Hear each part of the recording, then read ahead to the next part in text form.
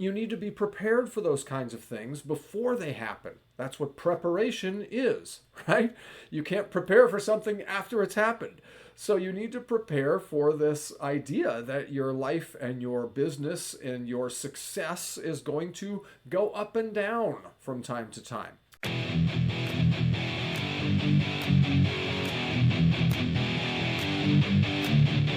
Hey, it's Rob here. Welcome back to Brian Tracy's book, The 21 Success Secrets of Self-Made Millionaires.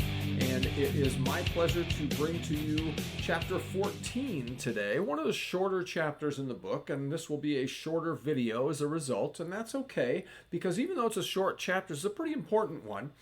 He talks about, as the chapter is called, be prepared to climb from peak to peak in your life and in your career. And this is something that some of us don't really necessarily plan on or think about in the beginning. We kind of figure, we're going to just skyrocket and, go shoot for the moon and and you'll hit the stars, whatever the expression is, right? But you don't think about the fact that there's going to be ups and downs, right? In life and in business, there will always be ups and downs, okay, and in-betweens. And so that's just part of it, and that's something that we have to plan on and we have to deal with. And that's really what Brian Tracy's point is throughout this chapter. And the best way to do that, and the best way to avoid the emotional roller coaster, as he talks about, when going from peak to peak, because when you think about going, you come to a peak and then he makes the analogy of a mountain climber. The mountain climber climbs the peak and then goes down into the valley, right? And then climbs the mountain again and then goes down to the valley.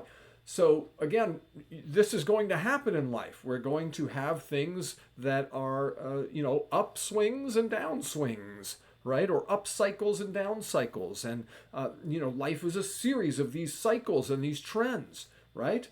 And so you've got to prepare for that, because if you don't prepare for that beforehand, then you will get caught up in the emotion of short-term loss in your fortune, for instance. Maybe the market takes a downturn and that's a short-term thing. It's going to go back up. Historically, we've seen that, right? And so you need to be prepared for those kinds of things before they happen. That's what preparation is, right? You can't prepare for something after it's happened. So you need to prepare for this idea that your life and your business and your success is going to go up and down from time to time, okay?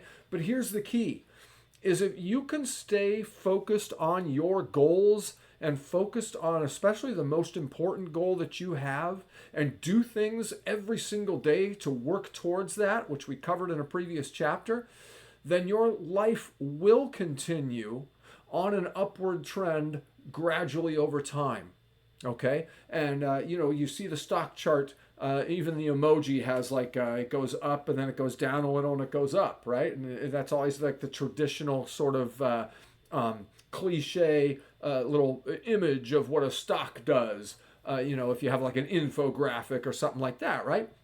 And the reason for that is it's accurate, okay?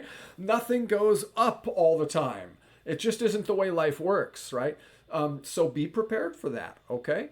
And one of the big keys, again, and this is your action step, is to play the long game, okay? Don't worry about what happens from day to day in terms of your goals, and you need to just stay focused on chasing that goal every day and do something that gets you moving in the right direction, right?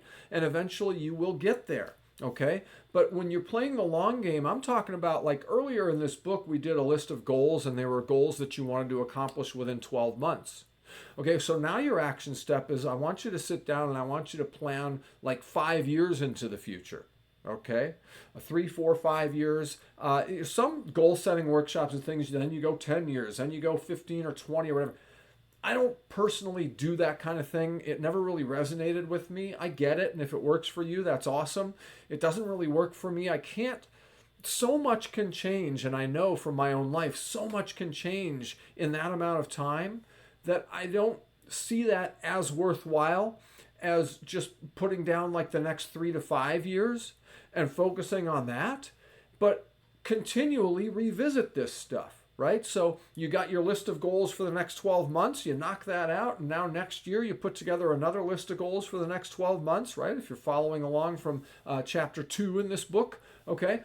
But also, again, now, look 3, 4, 5 years ahead into the future, okay? And revisit that list as you go as well. And I'm not saying every 3, 4, or 5 years, but probably every year as well, okay? You can revisit that list and you can see, are these goals still something that is important to me? Is this still something I want to pursue? Is this something I achieved? Is this something I'm so close to achieving that now I need to put it on my list of goals for the next 12 months and put a few things on there that's going to get me there, right? And push me across the finish line. That to me is probably the best way to describe my goal setting process. And those goals and setting those goals and focusing on them and fixating on accomplishing them, that is how you can keep yourself from falling victim to this whole roller coaster idea, right? And continue spiraling upward instead of going all over the place and being at the mercy of life's whims, right? Because we all know it's going to happen. We all know there's going to be up cycles and down cycles, okay? And one of the funny references in the book that I'll just point out real quickly is when Brian Tracy talks about the internet changing the way we do business. You can see how old the book is, right? But all this information, this is why I'm presenting it, is number one, it's an older book, so you may not have heard of it and you may not know of it. But number two, all this stuff still is pertinent. It's still all these little rules and things and these secrets that he's talking about, they all are still pertinent. It's just that times change a little bit. So, back then he was talking about the internet. I would say that now AI is the latest thing that has changed the way that we do business, right? And so, whether it's the internet or it's AI or it was music streaming for a while, changed the whole music industry, right? And then you have movies and TV shows and that sort of streaming. And now movies don't get released in the theater sometimes at all. And sometimes they'll do a theatrical release and a streaming release at the same time. So things have changed, right? And things evolve. And again, just in that same way, life changes and things go up and down and there are cycles. So be ready for that, right? So join us over in the community at yoursoulsource.com/resources. That is where you can get signed up for the email newsletter and be a part of the community of like-minded, success-oriented achievers who want to win together. We chase success. All right. And we help each other out over there and we share ideas. So I want you to share yours. Drop a comment and share your ideas here on this video. And of course, like, share, subscribe so you don't miss one of these, right? Because, more and more, I'm just going to be putting out more and more content like this where I'm reporting to you the successful ideas of other high achievers, right?